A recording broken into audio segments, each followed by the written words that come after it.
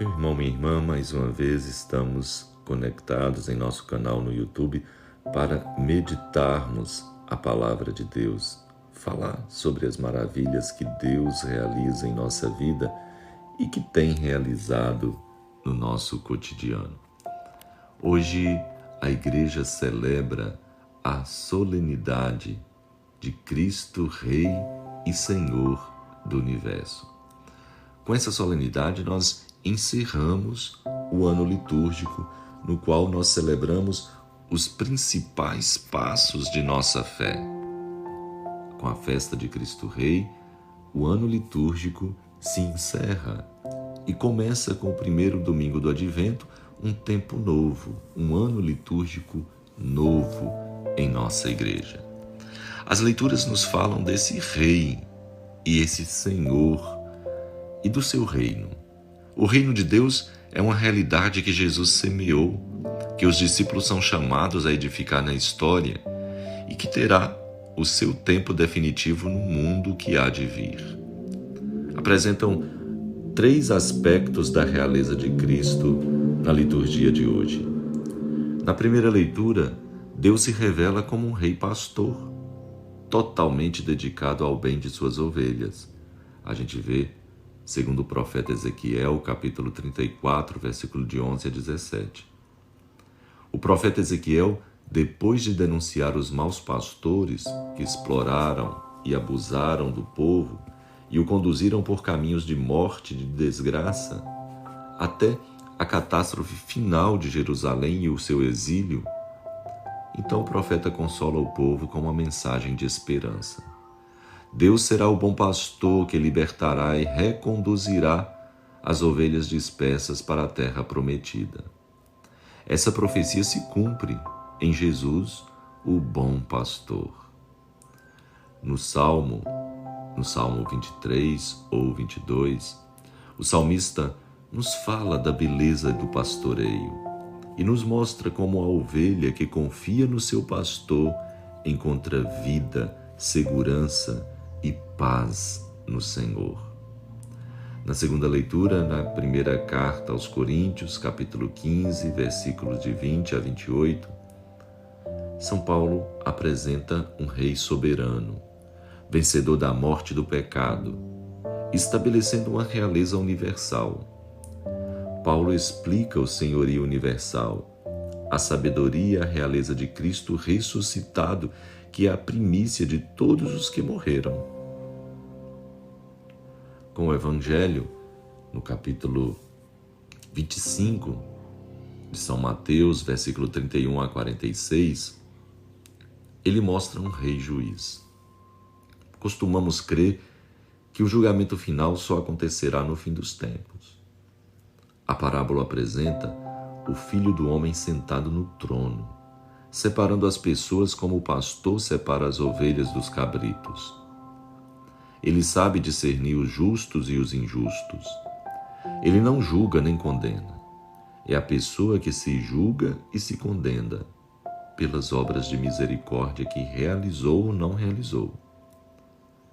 Por isso ele diz: vinde benditos de meu Pai, recebei o reino que meu Pai vos preparou, para aqueles que realizaram as obras de misericórdia.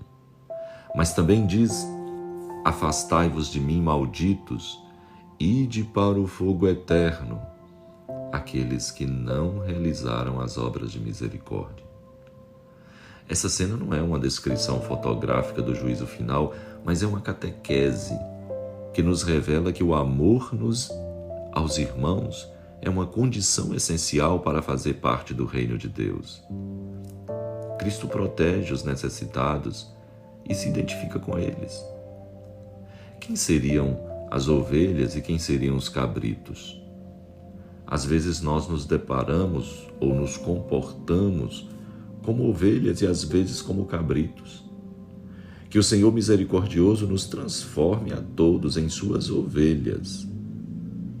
Jesus não aceitou esse título de rei nos momentos de glória. Lá na sinagoga, onde falava com tanto brilho, ele não quis ser chamado de rei. Nem no Jordão, onde a Trindade se revelou na vida dele e para a humanidade. No Tabor, quando ele apareceu com tanta glória, nos milagres grandiosos como na multiplicação dos pães, quando até queriam proclamá-lo rei, poderiam confundir com o sentido político desse nome, rei. Mas Jesus aceitou ser rei diante de Pilatos, quando ele disse: sim, sou rei, e para isso vim ao mundo, mas o meu reino não é daqui. Aceitou também esse título na cruz, num trono bem diferente diante de um povo hostil que o desafiava: se és rei, salva-te a ti mesmo e desce da cruz. Também aceitou esse título ao bom ladrão, que reconhece a sua realeza e suplica pela salvação: Senhor, lembra-te de mim quando estiveres em teu reino. Jesus lhe garante: ainda hoje estarás comigo. Meu irmão, minha irmã, no prefácio da missa de hoje também nos fala em que consiste esse reino. Um reino da verdade e da vida, um reino da santidade e da graça, um reino da justiça, do amor e da paz. Esse é o verdadeiro reino de Cristo. Resumindo, o reino de Deus é uma semente que Jesus semeou, que os discípulos são chamados a edificar na história através do amor e que terá o seu tempo definitivo no mundo que há de vir. No entanto, esse reino já está no meio de nós. E Jesus nos convida a fazer parte dele e a trabalhar para que esse reino chegue ao coração de todos os homens e mulheres. É o que nos convida a rezar o Pai Nosso. Venha a nós o vosso reino.